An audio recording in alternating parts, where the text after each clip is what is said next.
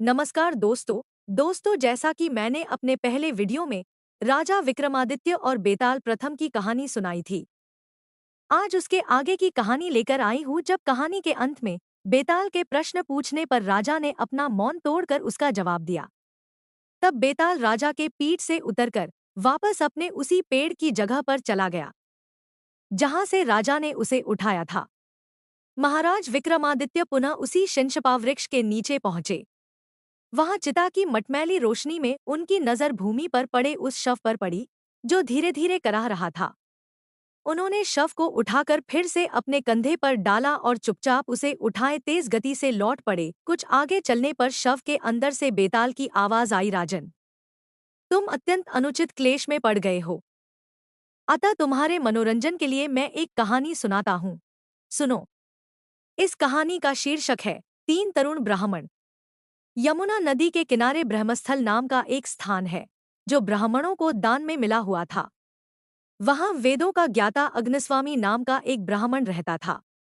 उसके यहाँ मंदरावती नाम की एक अत्यंत रूपवती कन्या उत्पन्न हुई।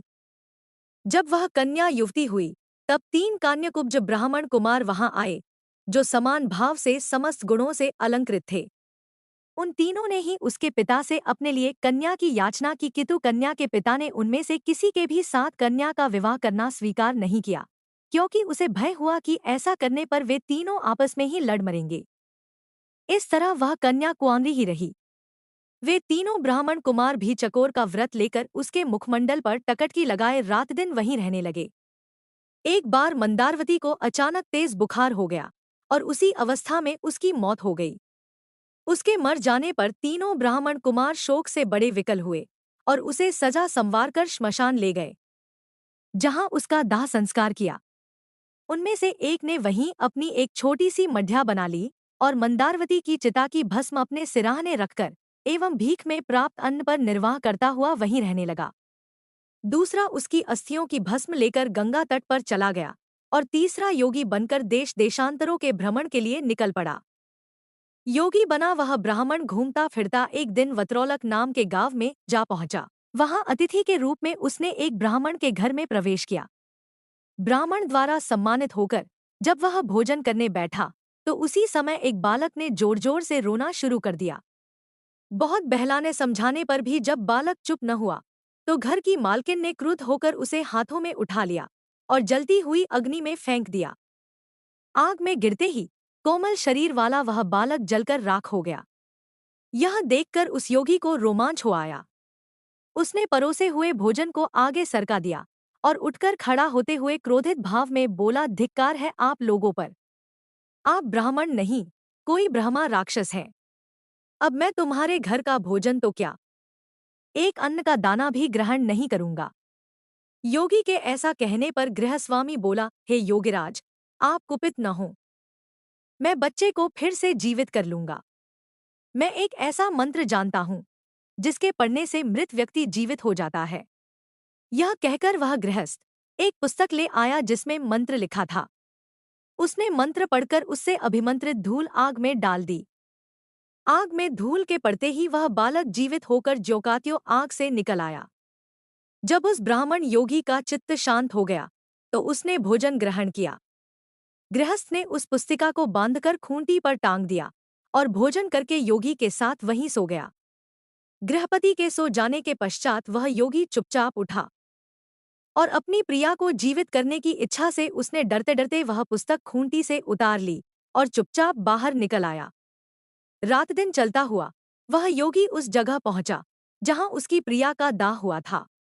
वहां पहुंचते ही उसने उस दूसरे ब्राह्मण को देखा जो मंदारवती की अस्थियां लेकर गंगा में डालने गया था।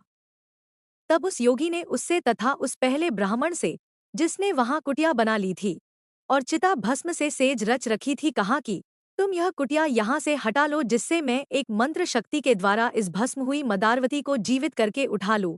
इस प्रकार उन्हें बहुत समझा बुझाकर उसने वह कुटिया उजाड़ डाली। तब वह योगी पुस्तक खोलकर मंत्र पढ़ने लगा। उसने धूल को अभिमंत्रित करके चिता भस्म में डाल दिया और मंदारवती उसमें से जीती जागती निकल आई। अग्नि में प्रवेश करके निकलने से उसके शरीर की कांति पहले से भी अधिक तेज हो गई थी। उसका शरीर अब ऐसा लगने लगा था जैसे वह सोने का बना हुआ हो, इस प्रकार उसको जीवित देखकर वे तीनों ही काम पीड़ित हो गए और उसको पाने के लिए आपस में लड़ने झगड़ने लगे। जिस योगी ने मंत्र से उसे जीवित किया था वह बोला कि वह स्त्री उसकी है, उसने उसे मंत्र तंत्र से प्राप्त किया है। दूसरे ने कहा कि तीर्थों के प्रभाव से मिली वह उसकी भार्या है। तीसरा बोला कि उसकी भस्म को रखकर अपनी तपस्या से उसने उसे जीवित किया है, अतः उस पर उसका ही अधिकार है। इतनी कहानी सुनाकर बेताल ने विक्रमादित्य से कहा, राजन, उनके इस विवाद का निर्णय करके तुम ठीक ठीक बताओ कि वह स्त्री किसकी होनी चाहिए। यदि तुम जानते हुए भी न बता पाए तो तुम्हारा सिर फटकर अनेक टुकड़ों में बंट जाएगा। बेताल द्वारा कहे हुए शब्दों को सुनकर राजा विक्रमादित्य ने कहा, हे बेताल, जिस योगी ने कष्ट उठाकर भी मंत्र तंत्र से उसे जीवित किया वह तो उसका पिता हुआ।